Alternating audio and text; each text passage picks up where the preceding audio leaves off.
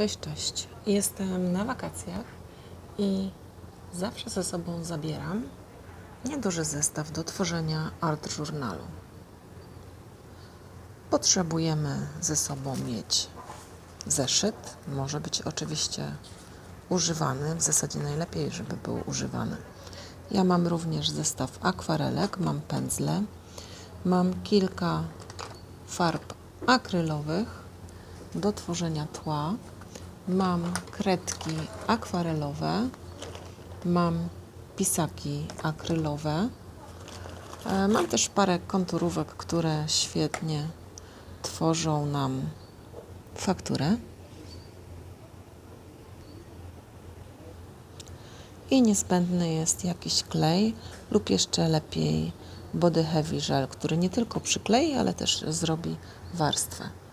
No i oczywiście w moim wypadku nigdy nie zapominam o tuszach alkoholowych, które na każdej powierzchni wyczarują niezwykłe tło. Dodatkowo dla mnie niezbędnymi narzędziami jest konturówka czarna, czarny pisak, który jest niewodorozpuszczalny i biały żelopis do podkreślenia końcowego efektu pracy. Zapraszam Was serdecznie na mój nowy tutorial, gdzie po kolei, krok po kroku będę opisywała tą pracę.